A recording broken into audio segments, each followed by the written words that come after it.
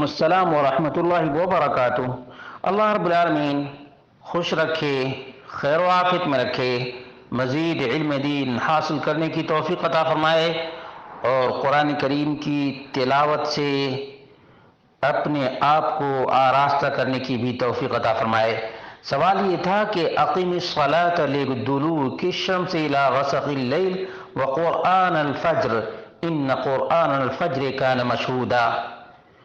نماز قائم کریں آفتاب کے ڈھلنے سے لے کر رات کے تاریکی تک، اور فجر کا قرآن پڑھنا بھی،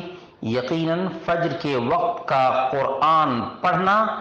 حاضر کیا گیا ہے، فرشتے حاضر ہوتے ہیں، بلکہ صحیح بخاری کی روایت کے مطابق رات اور دن کے فرشتے فجر میں یکجا ہو جاتے ہیں، رات اور دن کے فرشتے فجر میں جمع ہو جاتے ہیں۔ صحیح بخاری تفسیر سورہ بنی اسرائیل۔ اسی طرح سے رات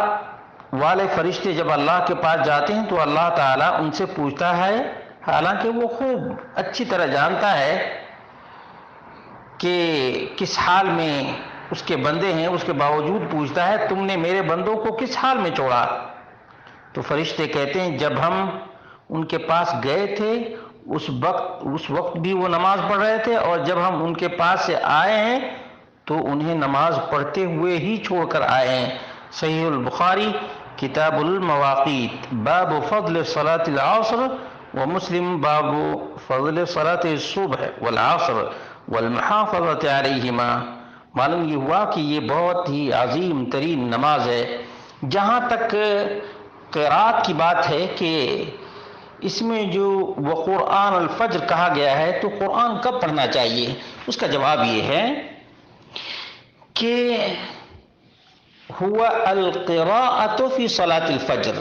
فجر کی نماز میں لمبی قرات کرنا ہے، جیسا کہ عبداللہ بن عباس، مجاہد اور قتادہ اور اسلاف میں سے بہت سے علماء نے یہی بات کہی ہے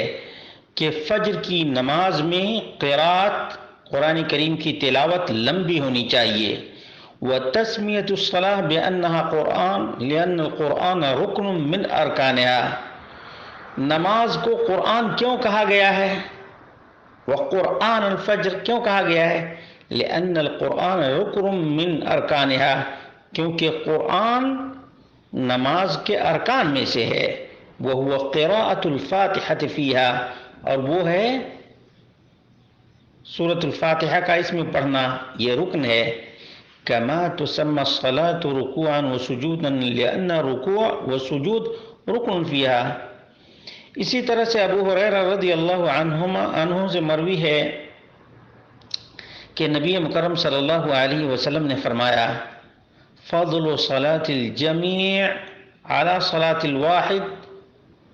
25 درجہ، وتجتمع ملائکة الليل وملائکة النهار في صلاة الصبح، يقول ابو ہریرہ اقرؤوا ان شئتم وقرآن الفجر ان قرآن الفجر كان مشہودا۔ صحیح بخاری حدیث نمبر 4717، صحیح مسلم حدیث نمبر 649۔ الجریر معنی یہ ہے کہ وَأَقِمْ قرآن الفجر اے ما تقرأہ بہ صلاة الفجر من القرآن، یعنی فجر کی نماز میں قرآن کریم کی تلاوت کیا کرو۔ والقرآن معطوف على الصلاة في قول أقم الصلاة لدلوك الشمس، وكان بعض النحوي البصري يقول نصب قوله وقرآن الفجر على الإغراء كأنه قال وعليك قرآن الفجر، یعنی وقرآن الفجر میں قرآن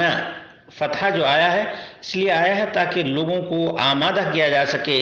کہ فجر کی قراءت لمبی کریں، فجر کی قراءت لمبی کریں، یہ نحات یا نحویوں کا قول ہے۔ اور اسی طرح سے کہتے ہیں انما تقرأ به في صلاة الفجر من القرآن كان مشهودا يشهده فيما ذكر ملائكة الليل وملائكة النهار، اس نماز میں دن اور رات کے فرشتے یکجا ہو جاتے ہیں، اور اس طرح سے بہت سے آثار ملتے ہیں۔ جامع البیان جلد نمبر 17 صفحہ نمبر 520۔ ابن کثیر رحمہ اللہ نے کہا وقرآن الفجر یعنی صلاۃ الفجر، تفسیر القرآن العظیم جلد نمبر 5 صفحہ نمبر 102۔ علامہ قرطبی بھی کہتے ہیں وعبر عنها بالقرآن خاصة دون غیرها من الصلوات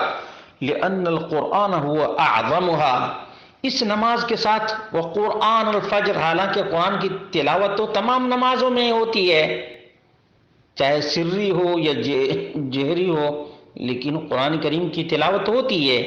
لیکن فجر کی نماز لمبی ہوتی ہے، قراءت لمبی ہوتی ہے، قرآن زیادہ پڑھا جاتا ہے، اسی وجہ سے اس کو کہا گیا لأن القرآن هو اعظمها اذ قراءتها طويلة مجہور بها حسب ما هو مشہور مسطور الجامع لأحکام القرآن جلد نمبر 10 صفحہ نمبر 304۔ کیونکہ فجر کی جو قراءت ہے، فجر کی جو تلاوت ہے، فجر میں جو قرآن پڑھا جاتا ہے وہ لمبی قراءت ہے، بلند آواز سے قراءت کی جاتی ہے، جیسا کہ معلوم ہے،